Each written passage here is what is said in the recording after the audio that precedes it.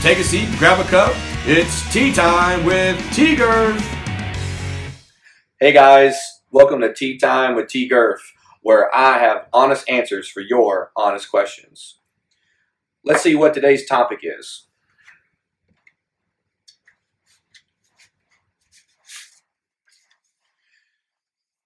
The question is, how should we as believers respond to COVID-19? Well, that is a very open question because honestly, there are lots of different kinds of people, lots of different kind of responses that are taking place. However, when it comes to what should our response be as believers, even then, there's so many different ways to break this down.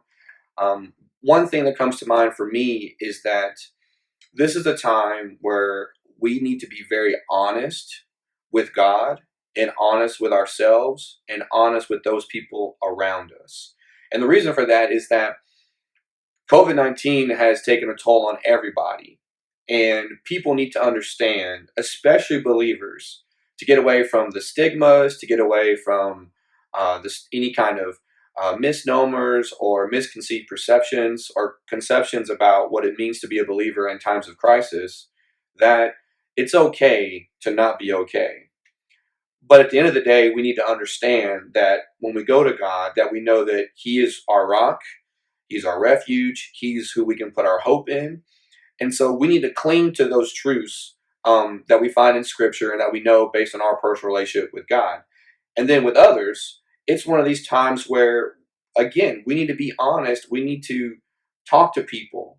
But before we talk, we really need to listen. I mean, you know, 2 ears, 1 mouth, it really does work. And the more, if we would all just listen more right now, in any time in our history, the world would shift overnight, I promise you.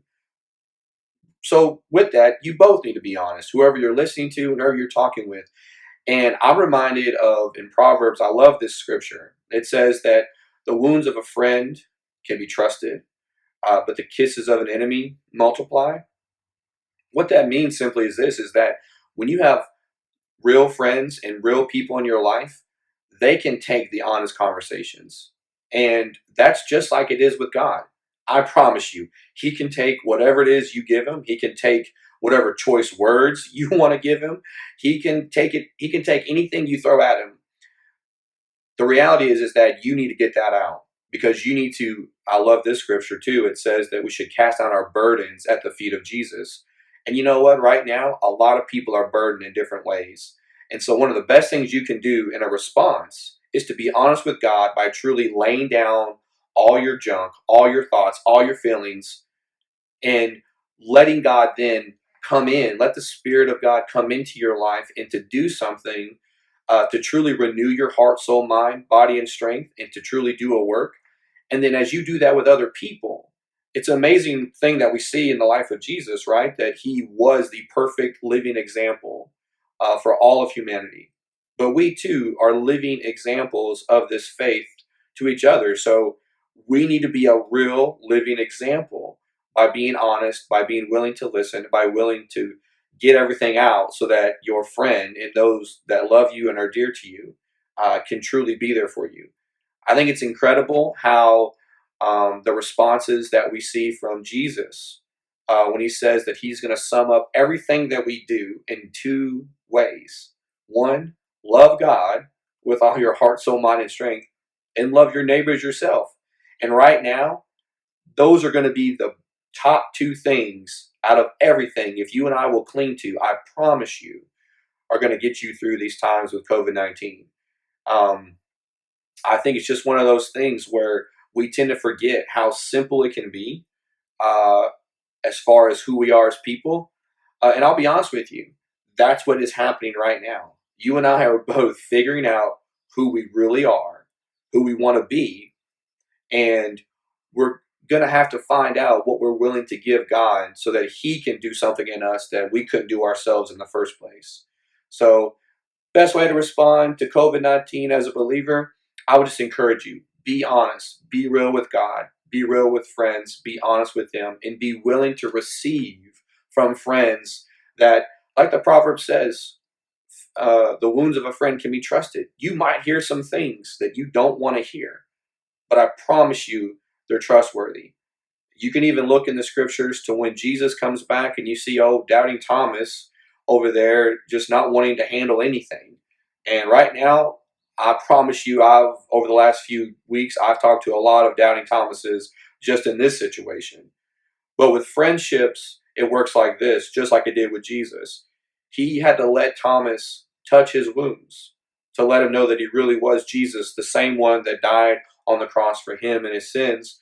It's the same thing right now. When you have a friend that speaks truth and he speaks life and they speak encouragement, but they also tell you some things about maybe some character checks that you need or some things that you need to really receive if you allow it, it might hurt a little bit.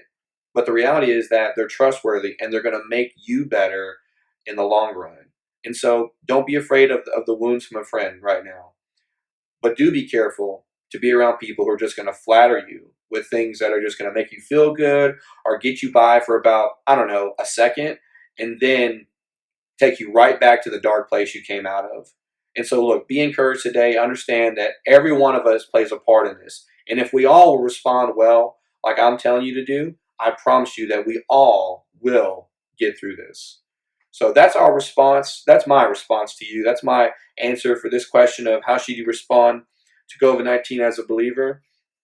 But there's also some other things that come about with this whole thing.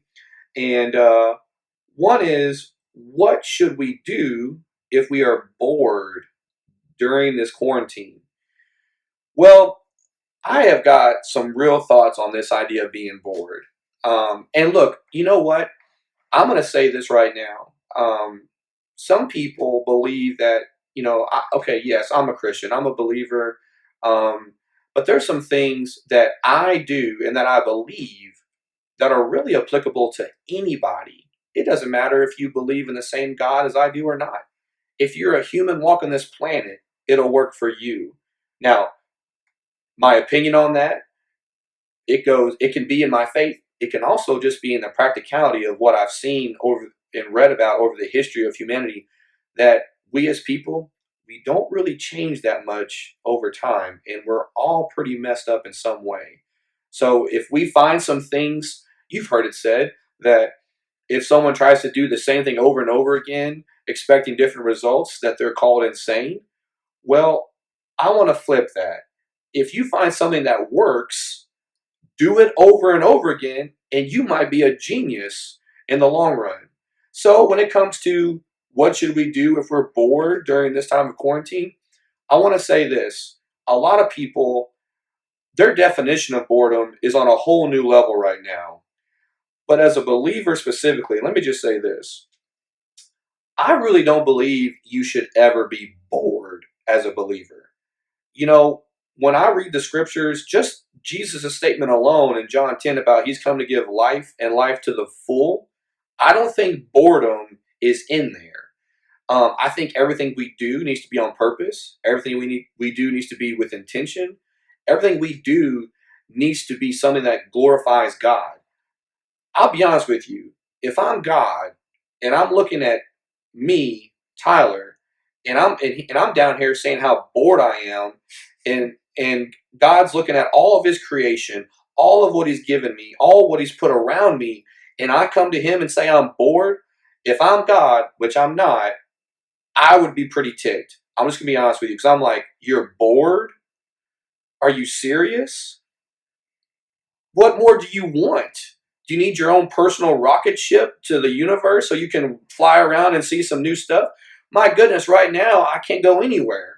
And so, yeah, you know what? The walls of my room and the walls of my house, they're starting to drive me crazy. And I'm starting to move around paintings and move around things to say, oh, wow, I've never been here before. All the while, I'm just lying to myself, but at least I'm not bored. So, as far as being bored, let me just say this. The most successful business people in the world, believers or non-believers, they read a book a week. They're listening to podcasts. They're developing themselves. They're investing in themselves. And I just want to encourage anyone today, believer or non-believer, don't be bored. Take some time and invest in yourself, which, by the way, for different people can look differently. If you didn't know, I'm what they call an extrovert. I don't know if I agree with that, but that's what they call me. So I'm just going to go with it. So some things that what they call introverts do, it seems deathly boring to me. However, I know that they're not being bored. They're actually investing in themselves. They like to go to their room and sit and find a nice book and sit there and read on their bed and just enjoy the quietness of life and everything and they've got this book which is their world and their friend all at the same time. Me on the other hand, that's not me. I may read a book, but after about one page, I'm done for the day. And then I'm moving on to the next thing. That's just me. But even going outside and sitting still and taking in all the scenery, breathing the fresh air, just make sure you're 6 feet away from the other person's air um, right now. Uh, that's not being bored. That's literally embracing nature, being still. And as a believer, you ought to know this. The scriptures, I love it, how they say this: be still and know that I am God. Now, for me, again, whatever they call me, being still is really not in my repertoire of things that I like to do. I can be still here, here, here, and there, and there, and there, a lot of different places. I like to keep moving, but still, you're not bored. I'm not bored. Don't be bored. But if you think you found yourself being bored, again, take a gut check, take some time, say a little prayer, be still, have a little thought, make a to do list. Find routine right now that will really help you every day make a plan for what you're going to do. You know how it is. You plan the work, you work the plan. And there's another thing that goes like this, that where there's no vision, the people perish. Well, that's you and me. If there's no vision for our days ahead of us, if there's no plans for what we're going to do, what we need to do, and I'm going to help some of you right now. There are some things on your to-do list that have been on there for about, I don't know, maybe 2 years. Right now is a great time to get on that list because you're not going anywhere. The vacation is on hold, and whoever else and whatever other grand plans you had, they're on hold too. So right now at home, do some projects, maybe find that book, maybe write that book that you've been wanting to write for the last 10 years and you just keep talking about it. Now's a no better time than ever before. Get to writing. And so in case you do, just find something to invest in yourself, make yourself better today than you were yesterday, and look forward to the next day for what you're going to do then too. All right. So I did mention grand plans and things that you might be doing, which are obviously on hold right now. This last question says, what is your perfect vacation? Man, what a question. Um, Vacation. I'm not even sure what that is, honestly. I have to look that up. But I have an idea because I've been on a few. My perfect vacation, I don't know if it's perfect, but it's doable. And you know what? Hey, everything gets better eventually, right? So I would love to just say Europe. I'd love to tour Europe, and I'd love to eat at every hole in the wall place and get to know the locals and walk around and meet people and I wouldn't stop. The Lord would have to keep up with me. Basically, is what I'm saying. Because being still and knowing He's there, I would struggle with that unless I was asleep at that time. But no, in all seriousness, it would be great. I visited Austria on a mission trip this past summer, and just little old Austria, just it really stole my heart, and so I love it. To think about touring Europe and all the uh, amazing scenic uh, sites and cities and people and places and languages and cultures. Oh my goodness, like I would love that. And um, I'm not sure how long I would last because I know that in Europe they like to do what we call a walk, and I know that I need to. Part of my thing, if you know, if I'm bored, or if you ever feel in your gut that hey, I think Tyler might be bored today, please text or call me and remind me to go exercise, because that's about the only way that I'm going to make it in Europe if I ever do get on this perfect vacation. So really, guys, that's all I have for today. Thanks so much for being with us. We'll see you next time. I'm T-Gerf. That's the T.